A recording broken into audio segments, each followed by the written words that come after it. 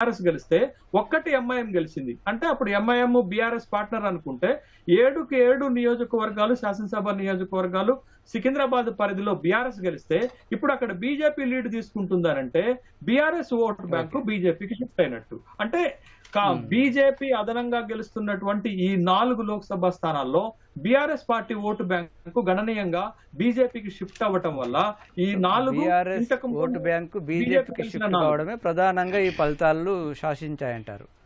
Okay, శాసనసభ నియోజకవర్గాలు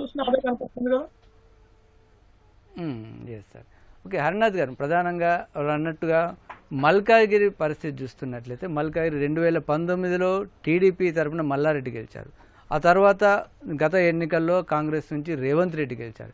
ఇప్పుడు మొదటి నుంచి కూడా బీజేపీ అభ్యర్థి లీడ్లో కనిపిస్తున్నారు. ఎప్పుడు కూడా ఒక భిన్నమైన ఫలితం అక్కడ వస్తుంది.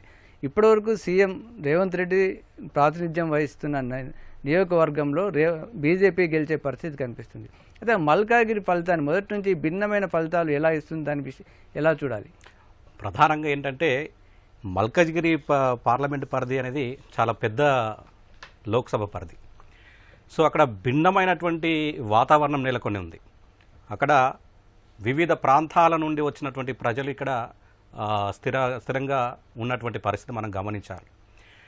ఇక్కడ 3 దఫాలుగా ముగ్గురిని గెలిపించినటువంటి పరిస్థితి ఏంటంటే ఒక్కొక్క పార్టీకి ఒక్కొక్క అవకాశం ఇస్తున్నట్టు మనకు స్పష్టంగా కనబడతా ఉన్నది. ఇప్పుడు గతంలో రేవంత్ రెడ్డి అంటే ముఖ్యమంత్రి గారు అక్కడ ప్రాతినిధ్యం వహించారు. అదే హోప్తో ఈ 24లో కూడా గెలుస్తారనేటువంటి ఆశాభావం వాళ్ళకు ఉండే.